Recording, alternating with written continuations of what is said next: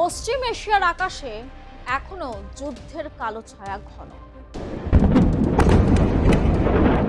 Iran এখনো একাধিক দেশের সঙ্গে যোগাযোগ রেখে সমাধানের পথ খুঁজছে। ইরান চাইলে সরাসরি যোগাযোগ করতে পারে, যোগাযোগের পথ খোলা রয়েছে। পশ্চিম এশিয়ার আকাশে এখনো যুদ্ধের কালো ছায়া ঘন। গোলাগুলি কিছুটা থেমেছে, কিন্তু শান্তির পথ এখনো বন্ধ। তেহরান ও ওয়াশিংটন যখন সংঘাতের অবসান করতে নতুন রাস্তা খুঁজছে, ঠিক তখনই পাকিস্তানের মধ্যস্থতাকারী ভূমিকা নিয়ে প্রশ্ন তুললেন এক ইরানি সাংসদ। তার বক্তব্যে নতুন করে স্পষ্ট হয়েছে, যুদ্ধ থামানোর লড়াই শুধু সীমান্তে নয়, কূটনৈতিক টেবিলেও সমানভাবে চলছে। ইরানের দাস্তেস্তান এলাকার প্রতিনিধি এবং জাতীয় নিরাপত্তা ও পররাষ্ট্রনীতি কমিশনের মুখপাত্র ইব্রাহিম রেজাই প্রকাশ্যে বলেন, পাকিস্তান তেহরানের দীর্ঘদিনের বন্ধু এবং প্রতিবেশী হলেও বর্তমান পরিস্থিতিতে তারা নিরপেক্ষ মধ্যস্থতাকারী হিসেবে গ্রহণযোগ্য নয়। তার অভিযোগ, ইসলামাবাদ আলোচনায় সবসময় আমেরিকার স্বার্থকে প্রাধান্য দেয় এবং ওয়াশিংটনের বিরুদ্ধে কখনো সরাসরি অবস্থান নেয় না। ফলে এমন একটি জটিল পরিস্থিতিতে পাকিস্তানের উপর নির্ভর করা কঠিন বলে মনে করছেন তিনি।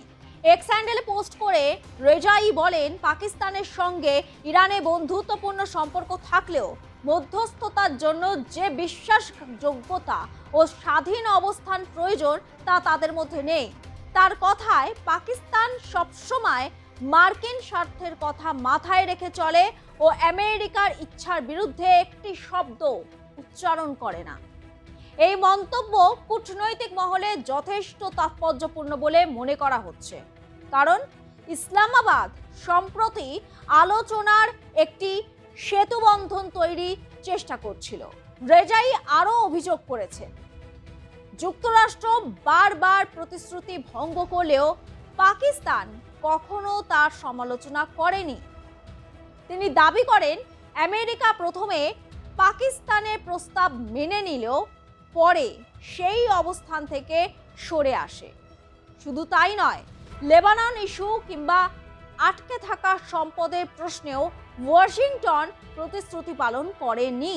তার মতে, একজন প্রকৃত মধ্যস্থতাকারীর কাজ হলো দুপক্ষের প্রতি সমান আচরণ করা, কোনো এক পক্ষের প্রতি ঝুঁকে থাকা নয়।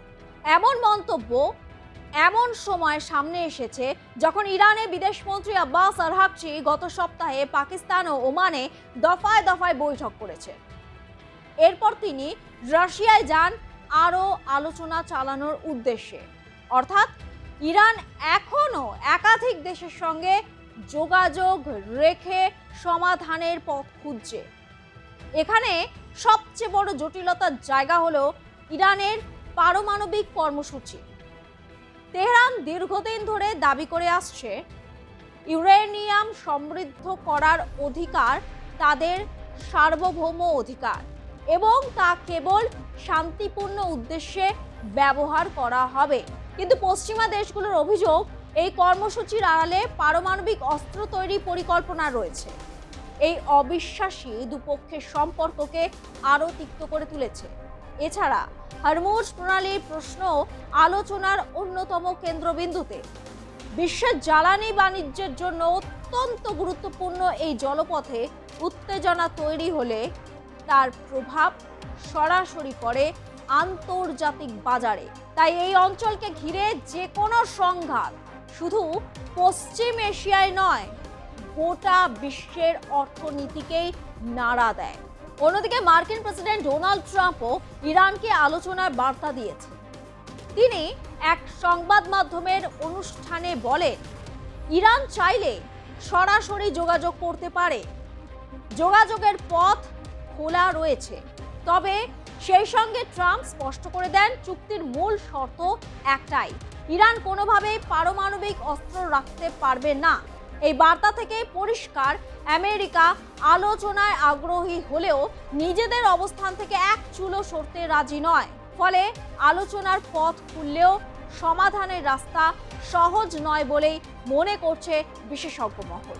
বর্তমানে যুদ্ধবিরতির কারণে সংঘর্ষ কিছুটা থেমেছে।